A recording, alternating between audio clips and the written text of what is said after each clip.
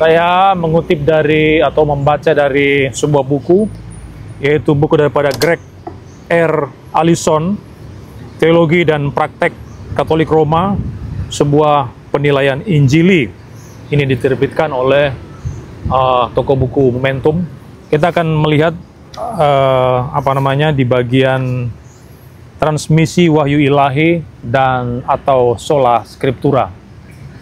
Saya akan bacakan buat saudara, karena selama ini ketika saya berdiskusi dengan Patris Allegro, dia mengatakan bahwa saya ngarang karena memberikan definisi sola scriptura itu adalah bahwa hanya kitab suci, dan saya memberikan penjelasan lebih detail. Maksudnya adalah bahwa kitab suci itu mempunyai otoritas yang mutlak, yang tertinggi dibandingkan dengan hal-hal yang lain. Tetapi tentu saja kita orang Protestan tidak menolak ada otoritas-otoritas yang lain yang juga kita gunakan. Tapi Patris Allegro mengatakan, oh tidak, itu bukan definisi daripada sola scriptura. Dia bilang begitu. Oke, kalau begitu saya kutip langsung dari sebuah buku, saya tidak dikatakan sebagai ngarang ya. Mengenai transmisi dari wahyu ilahi, teologi Katolik dan teologi Injili atau Protestan tidak sepakat dengan jalan yang sangat jelas. Sementara teologi Katolik menegaskan dua macam pola komunikasi dari wahyu ilahi, yaitu tradisi lisan dan kitab suci tertulis. Jadi memang ada tiga pilar iman daripada gereja Katolik Roma, kitab suci, tradisi, kemudian magisterium.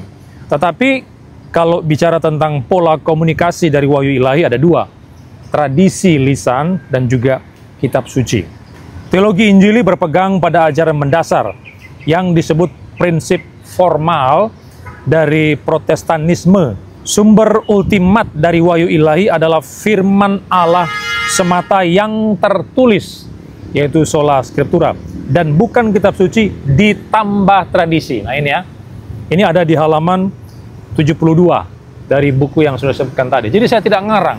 Jadi apa yang saya sampaikan bahwa orang Protestan menjadikan Alkitab sebagai sumber rujukan yang terutama dari hal-hal yang lain, itu benar. Dan itu terkonfirmasi dari buku ini. Sekali lagi saya katakan, ajaran mendasar, prinsip formal daripada Protestanisme, yaitu bahwa sumber ultimat dari wahyu ilahi adalah firman Allah semata yang tertulis, yaitu sola scriptura, dan bukan kitab suci ditambah tradisi.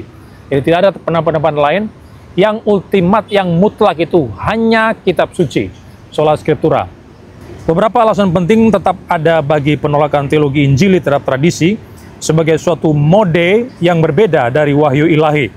Tidak peduli betapa kuatnya katekismus gereja Katolik bersikeras tentang sumber ilahi yang sama bagi tradisi dan kitab suci, satu alasannya adalah bahwa ide tradisi sebagai pelengkap kepada kitab suci tertulis didasarkan pada dukungan Alkitab yang lemah. Jadi bagi Patris Allegro yang memasukkan tradisi juga sebagai sumber utama, bahkan melebihi dari Alkitab, itu tidak mempunyai dukungan Alkitab.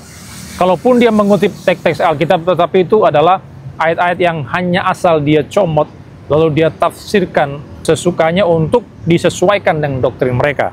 Seperti yang sudah saya buktikan ketika menjawab 3 teks yang digunakan gereja Katolik Roma yang diberikan di dalam katekismus gereja Katolik untuk mensukseskan purgatorium, dan semua sudah saya bantah menurut konteks yang ada bahwa mereka hanya asal memasukkan ide asing ke dalam kitab suci hanya demi menggolkan tradisi api penyucian yang mereka yakini itu.